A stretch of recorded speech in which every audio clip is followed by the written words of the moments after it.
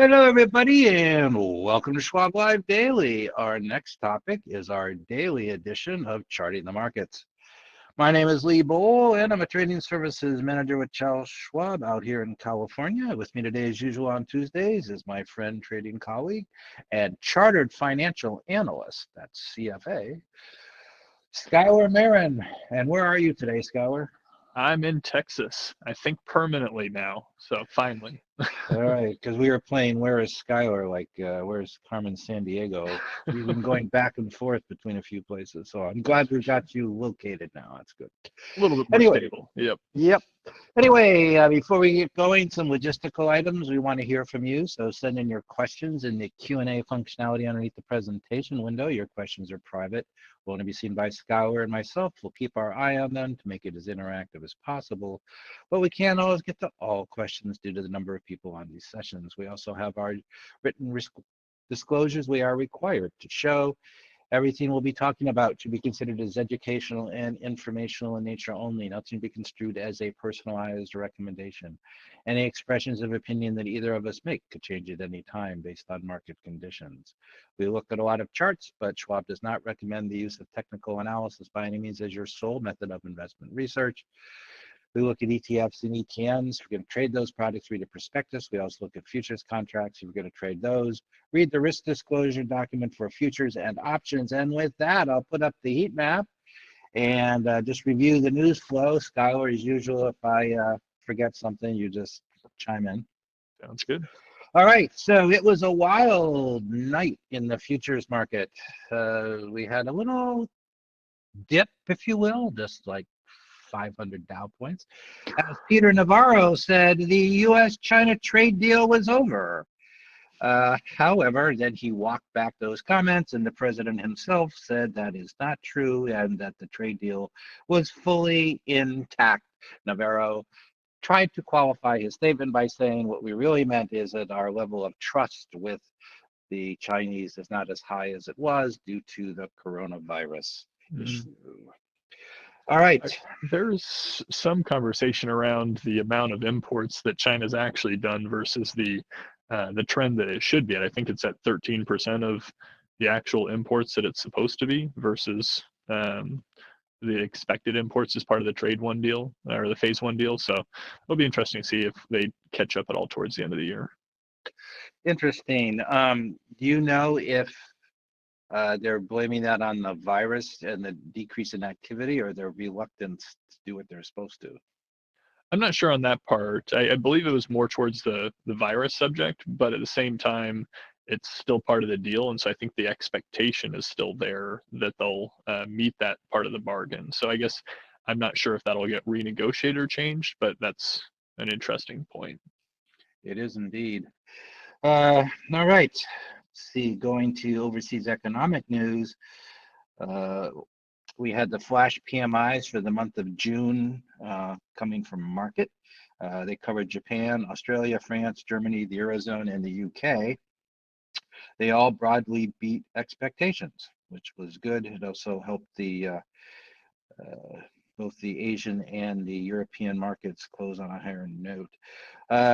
Vis-a-vis those figures, the WTO also offered a bit of optimism.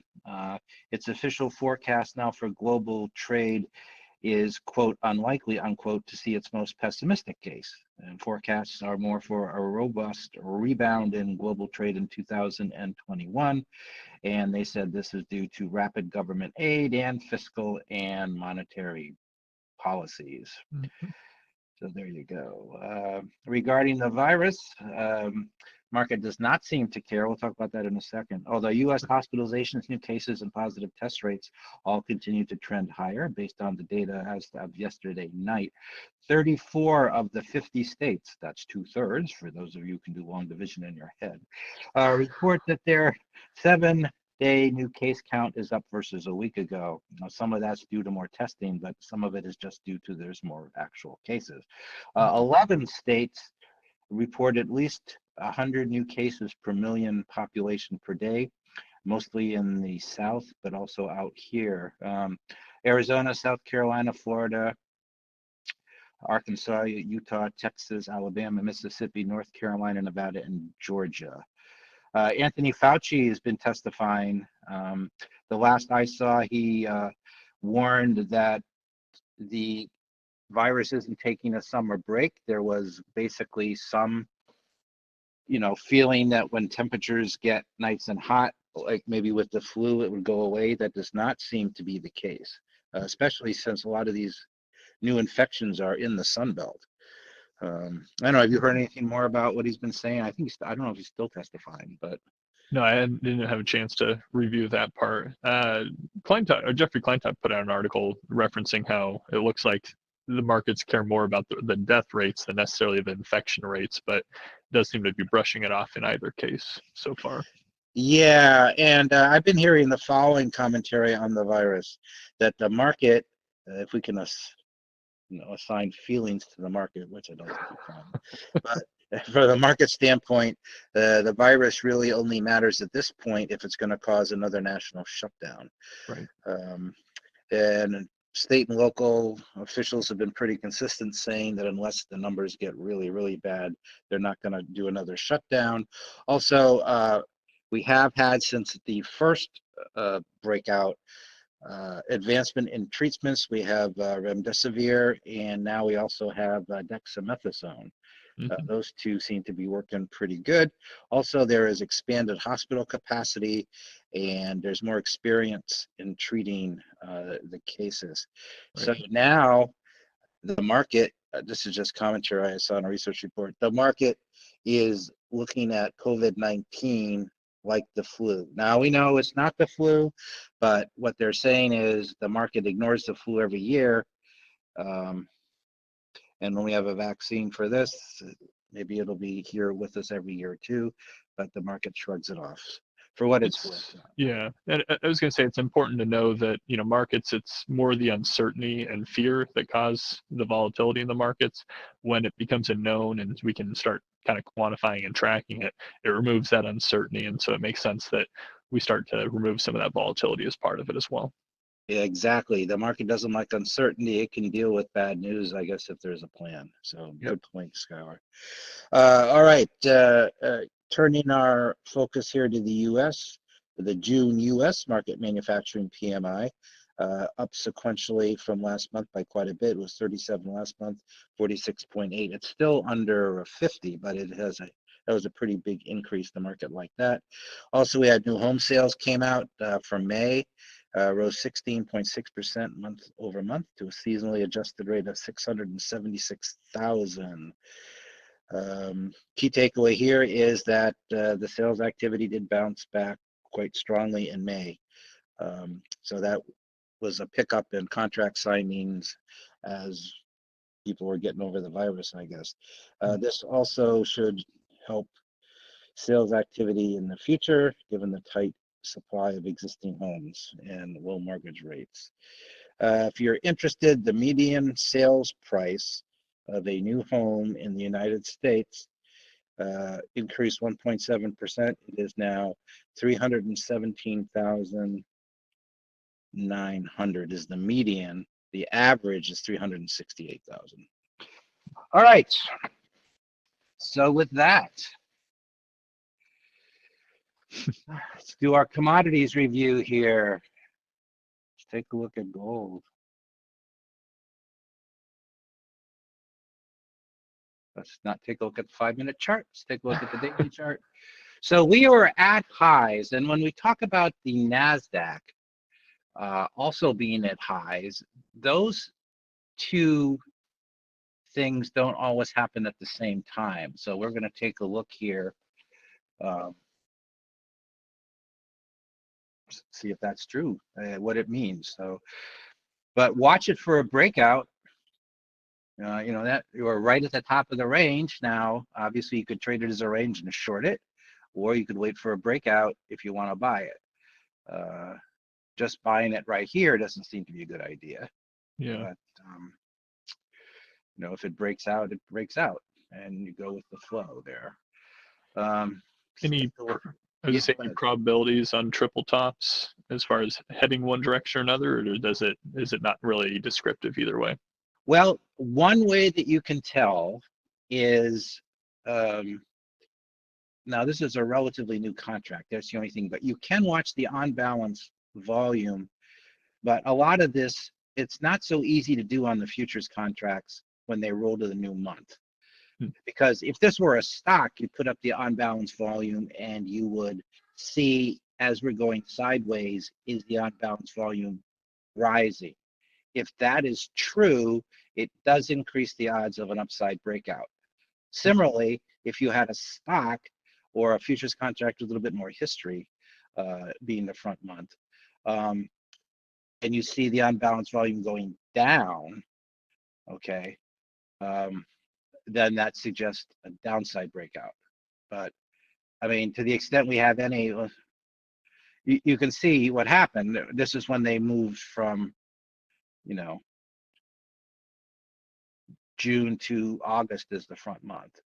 So, so it's kind of hard. So we can't do our normal analysis on this. We could try it with the GLD though. Let's try that to answer the question.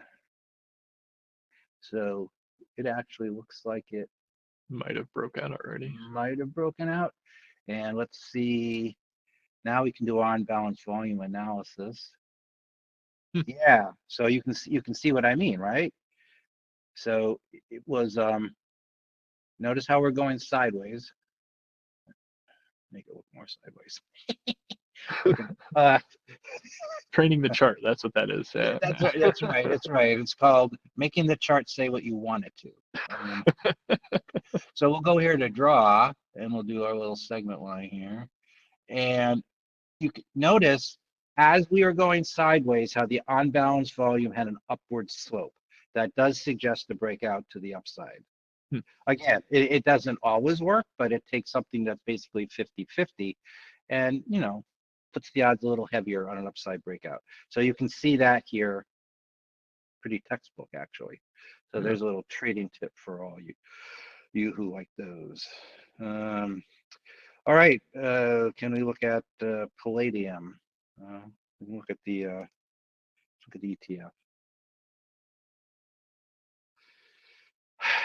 So what do you see here? What I see, number one, is we've gone from bearish to neutral as we've broken the downtrend line. And if you're saying it's in a range, then let's put that in there. And it doesn't look like we're getting a whole lot of guidance from unbalanced volume. It's basically flat. It's not going one way or the other. So that doesn't give me really any indication of which way it's going to break. Yeah. Right now. Also, the risk to reward right where it is now is not that great either because you're right in the middle of the range. Yeah. You can do a coin toss either way and have coin toss results. So not the best scenario. Yeah. Somebody wants to see silver too. Do the same thing. Not as good a chart as gold. Kind of choppy recently. I think you get much more excited if you could. So we had a failed breakout out here. So this 1722 level, what you'd like to see if you want to go long, I think at this stage, is a break of that 1722 and a couple of days above it. Because we did have a history of a failed breakout, so we'd like to see it hold up there a little bit more. It But does right seem to now, like that level though. it does. That's, you know, it's getting dragged right to it. So maybe it'll go up there and test it, given what gold is doing. But I don't have it. You know, when you look at Yeah. when you look at a chart, it should immediately, if you're suggesting a trade, it should immediately pop out at you, and this one doesn't. Okay, let's look at. Would you wait like the full kind of 3 to 5 days above the level before you were interested, or at what point, given that it's had that track record of failed breakouts, before you were interested in it? I'd say 3 days because it's had twice where we've had 2 days above and it didn't work. So 3 might be the charm. Unless it's a huge move on huge volume. I mean, that's different, you know. But let's just see the last time it Well, Large volume, but well, it's it down. wasn't No. the breakout day. It really wasn't. I mean, it was a little bit. It wasn't huge though. See, so Yeah. if you got a bar like this when it's breaking out, yeah, then I wouldn't wait as long. Hmm. How's the gold silver ratio? Let's take a look. Normalizing a bit. Um,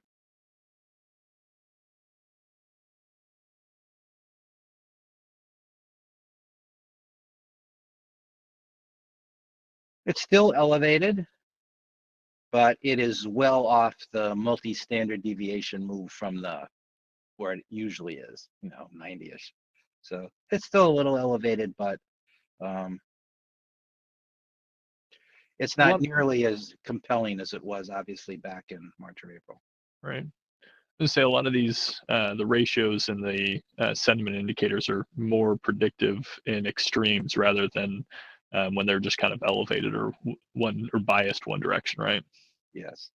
All right. So we do have a question.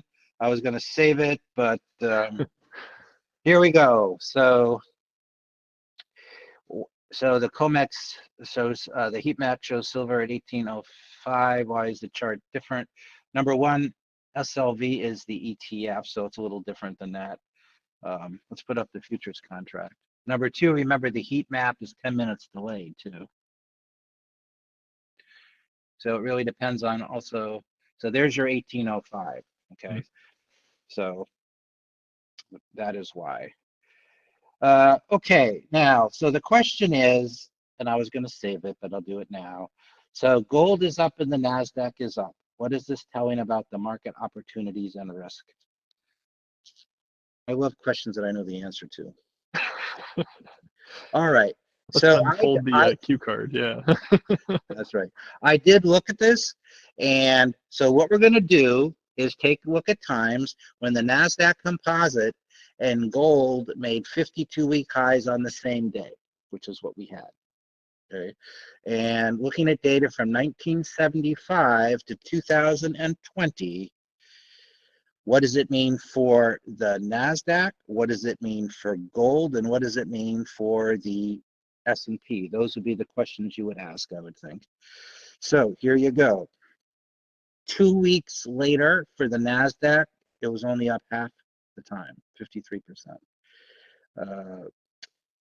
So actually going out 6 months, it wasn't the strongest thing for the NASDAQ. The NASDAQ was only up 57% of the time. 6 months later when you get that. As far as what gold did, also it wasn't the greatest signal for gold either. So over the next 2 weeks, gold was only up half the time.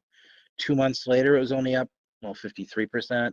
And 6 months later, it was up 64% of the time. So it's not screamingly bullish for either of them. Also, the Z scores are even on the positive ones are not that high. So I would say I would say it could be a better sign for both markets. What I'm saying is that, I think it isn't bullish necessarily for those markets. And for the S&P, okay, get this. 2 weeks later, the S&P was only up 47% of the time. Up to 3 months later is only up half the time, which is a lot less than usual. So it does suggest a little bit of caution, at least based on that. Okay. All right. Let's go take a look at the doctor now.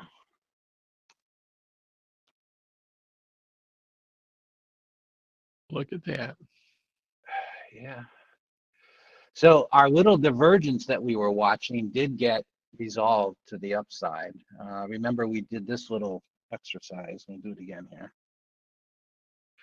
So the reason I have these lines like this is you saw copper going down with the market going up. You'd rather not see that, but then it resolved positively. So that divergence is gone now. you'd have to say we are supporting the equity markets, at least with this, because Right. they are generally going in the same direction. Of course, right now we are at a pretty good resistance level on copper, 267. So if copper can break out here, that might give a little bit more fuel to the equity market, at least in the short term. Do you, when given the kind of it's ascending wedge, is that a measured move or is that just a continuation pattern? Well, actually, really, this would be, more often than not, when you get a big down and then you get this kind of wedge, that's usually a bearish sign. But you really, so I'm saying is when you get this, probably more than half the time it breaks down. Hmm. That's why it's a bearish pattern. But you take it the way it breaks. So you could say that was a bearish wedge, but it resolved to the upside. So, and the other thing is, notice how it's going exactly the same way as the SPY. Right. So, yeah. This was a little troubling. I mean, I was watching this to see what might happen when we had that week and a half divergence, because sometimes that is a warning sign, but that's why you just gotta get price confirmation on the market to say that that was going to happen, but it didn't. So let's take a look at oil.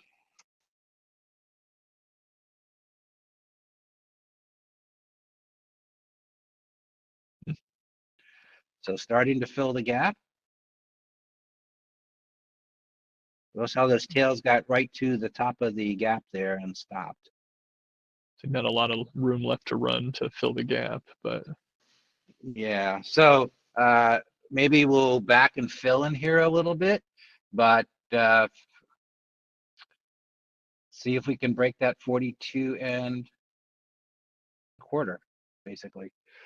If you're trading it, the 20-day moving average looks like a pretty good way if you are playing the trend to stay in the trade. yeah. Again, this increase in volume is when August became the lead month. So you can't read too much into that. All right, let's take a look at our bond signal.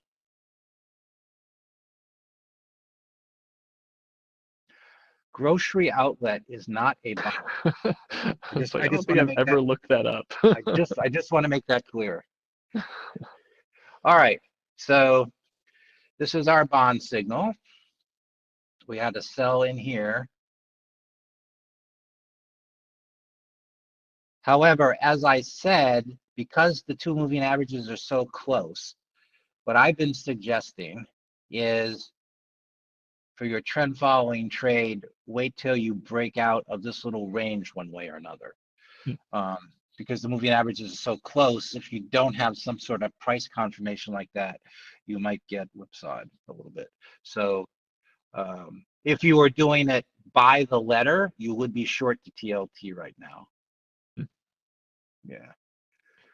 I was gonna say I mean, because if you look at the actual or $sign TNX, you do have quite a bit of consolidation. That's, I mean, it's technically trending like one direction, but it's not enough to really feel like there's a directional move happening. So I could see being a little cautious on following that.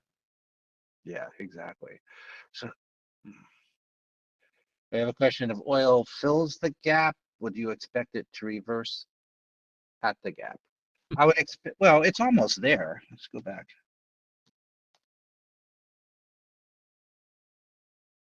I don't want that. I want this. There we go. I mean, it's basically got there, really.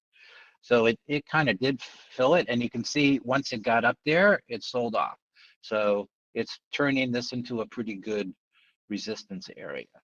The good news, though, is that the last set of data, I mean, we'll know, more tomorrow. We'll have the API come out later today, and we'll have the EIA data tomorrow. But the last set of data from OPEC and OPEC Plus said the compliance with their previous output cuts is at 87%, which is Right. much higher than usual. So that's putting a little bit of a bid in the oil market. So I if think you want, go ahead. Yeah. I was going to say, I think there's also projections that by the end of the year, we'll actually have negative um, or a negative supply or daily supply as far as they'll actually be reducing inventory by the end of the year, which would be nice to reduce some of the supply oversupply that's out there. Indeed. Indeed. Okay. That's it for commodities. Let's go to the market.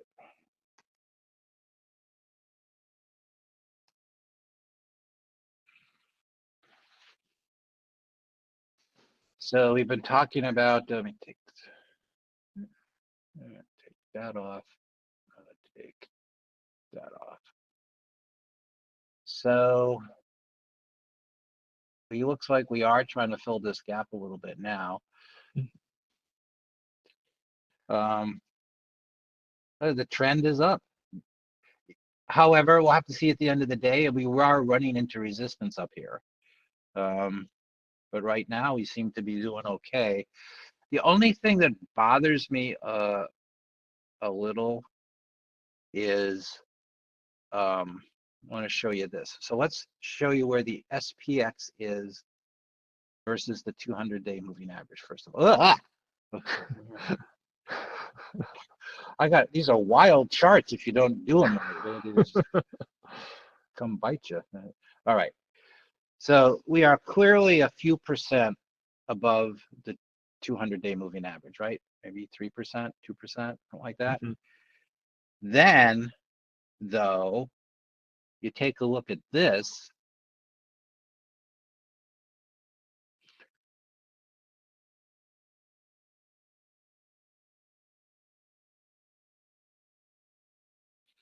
And you're only at 42% of the components above the 200-day moving average. All right.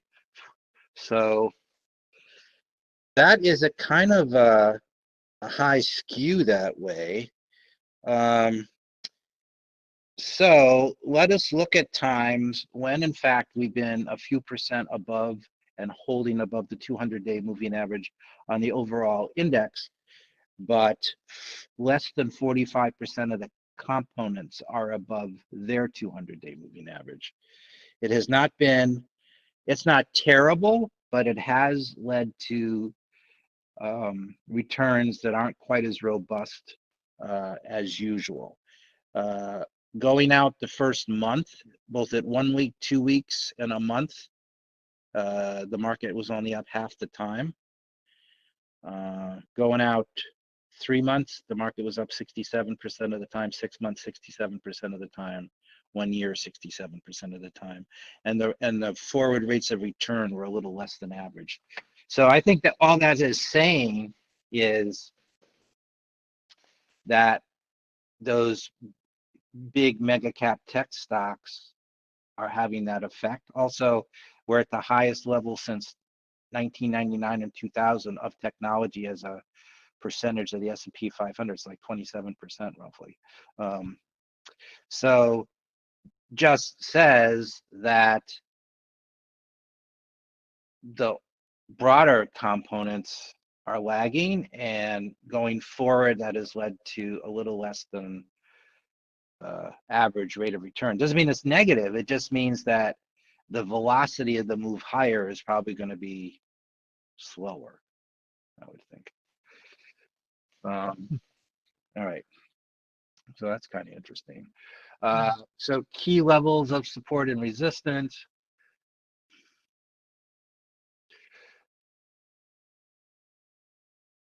We corrected right to the 20-day moving average and held it. So Nice 3,100 amount, right? Yeah, so right in there might be a place if you are a shorter term swing trader trading the market, you might want to watch. Obviously, the next target is not too far away. It's the top of the gap there. And then, of course, the previous high from June. Downside, again, the 20, and then really the 200-day is on the downside there. All right.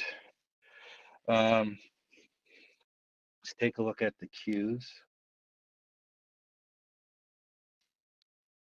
Broke out. Not bad.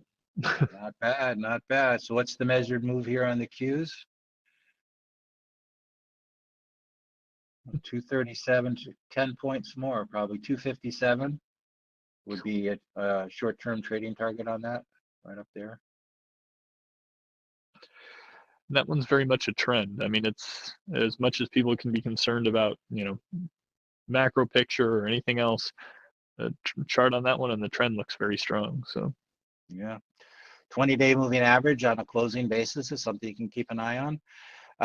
So there is a little bit of an RSI divergence. We have a question, is it troubling? It's not that troubling. Like I said on Trader Talk this morning, you get much more worried when you have a divergence. What we're talking about, if you're new, is this is the RSI indicator, kind of a momentum indicator. Notice we're making a new high.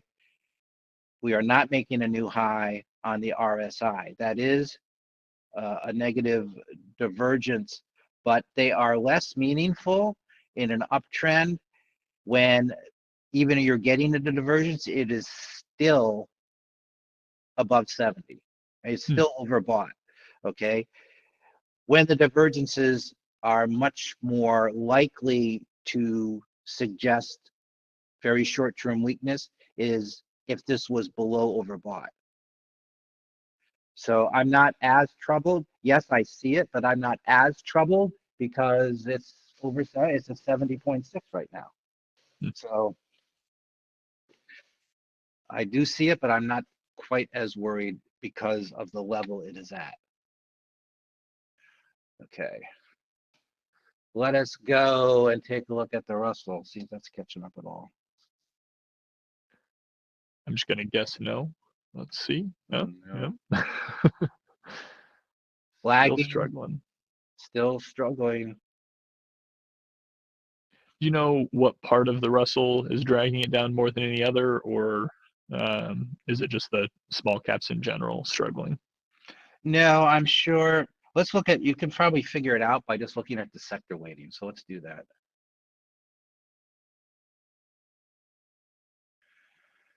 All right, so this is helping it. There's some of the small biotech stock.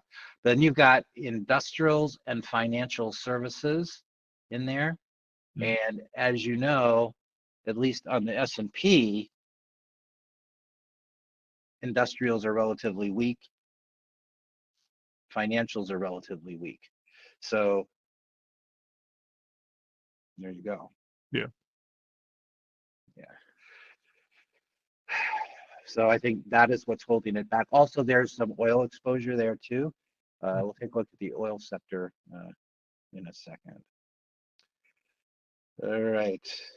What determines if a company is in the S&P 500? Since Tesla is not, they need 4 quarters, I believe, of positive earnings, and Tesla has not had it yet. That's why it's not in there. All right, let us take a look at sector action. I did want to point out a couple that I've mentioned before that have been working, so just you can keep your eye on them. So this one we've talked about, right? The one showing the economy is doing a little bit better. This is the industry for shipping. Based on nice breakout there. Yeah. Nice sloping bottom on the when it found it. Yeah. Yeah. So, if you're trading this one, you might want to watch the 10-day moving average because that's going to come up and lock in the horizontal level. And if it keeps going, that's good. You can also see these are dry shipping weights, and you can see another way to see what's going on with that is you can take a look at the Baltic Dry Index, which is at a huge run up, showing a little bit of strength. And I know Jeff Kleintop looks at this, so Yeah. That's why you're seeing it. This is an okay sign for global growth. All right, let's see what else is moving today.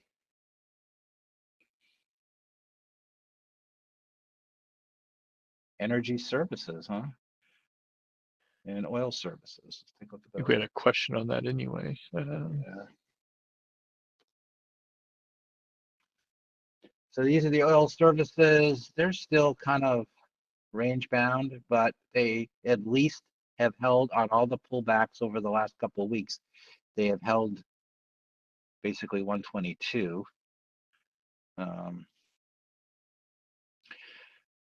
Do So they? the Yeah, go ahead. question is, does it follow the price of oil? Here's how you can answer that question.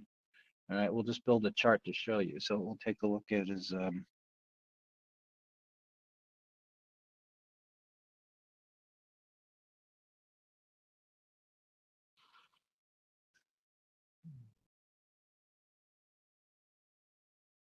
well, let's take a look at the U. We'll do the.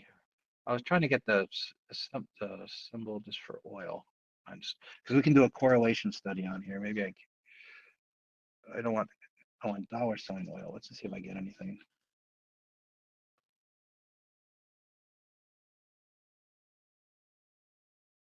I just want the oil futures chart on this. Ah, there we go. XOI. All right. So what we're going to do is we are going to chart the oil price. Okay. There's the oil price index, but it's based on the price of oil, right? And then what we're going to do to answer your question is we are going to see what is the correlation between the oil services stocks and the price of oil. So we're going to put it for OIH, and let's do a 50-day rolling correlation.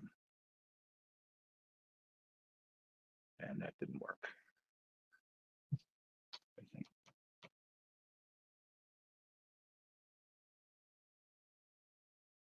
think I could be a capital there.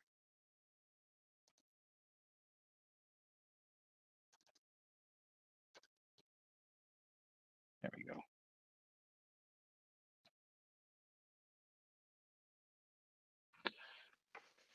Anything above 0 is a positive correlation. It's pretty Positive.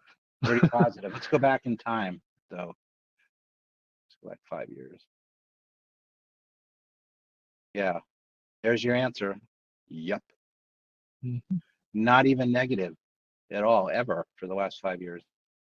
I mean, it gets less, sometimes less correlated, but still a positive correlated. So there you go. All right, we are taking a look at biotech. So the question is, have we made the measured move on this? I believe we have. That's not to say you should get out of it totally, but you might take some profits. So the measured move target on this one was basically 97 to 108. So at 118, we're almost there. A little higher. Also, some swing traders will follow this, the 5-day moving average. You can see it's when it really moves, it's even better than the 10. So if you're thinking of trading it really tight, you might want to look at that too. All right. Semis. Semis, okay.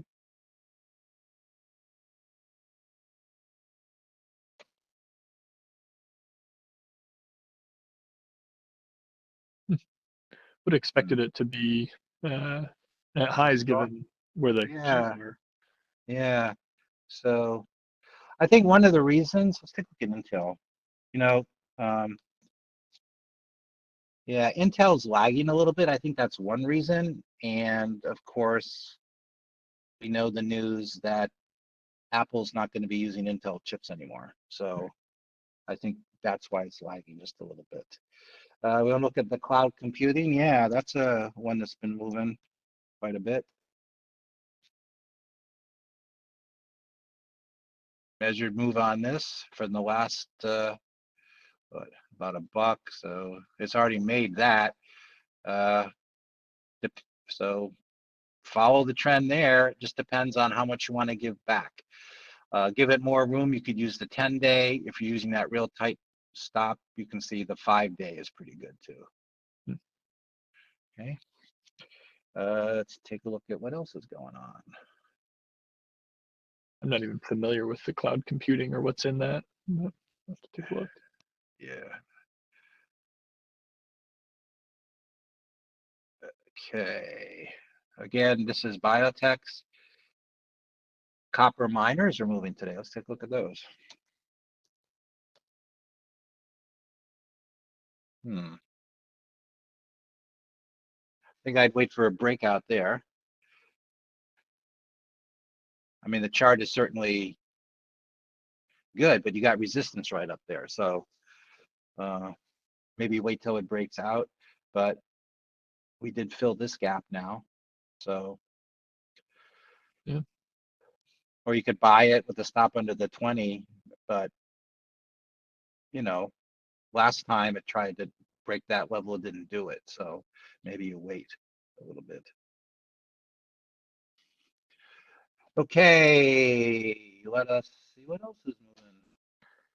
There was one or a question as far as how do you find, I'd say, different zombie companies as far as some of the screeners for it. Is there any way to do something similar to that on StreetSmart? Or is that more of a Schwab.com screener? Zombie. So I guess you'd have to define in a financial term what zombie is. Yeah. Is it, negative earnings? Is it so? There's some threshold of debt levels that is, but I'm not sure what that exact Yeah, level I'm is. not either. You'd have to qualify what you think is zombie, and then you could probably do it on Schwab.com, which is much better screener for fundamentals than the one on StreetSmart Edge. Okay, what else is moving? Yeah, we pointed this one out. The Chinese internet stocks have been kind of moving.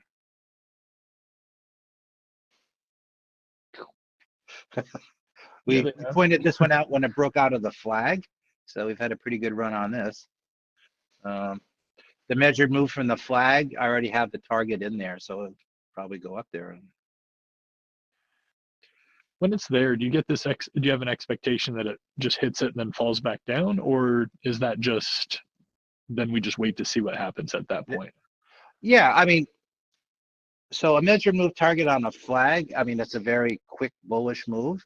I would take a little bit of profit there because that sometimes it stops there for a while, but I wouldn't get out of everything at all. I would trail a stop on the rest. It looks like the 10-day is something you might want to do here because it flagged right at the 10-day moving average. That's fair. Okay. Okay. Okay, let us take a look. What else is going on here?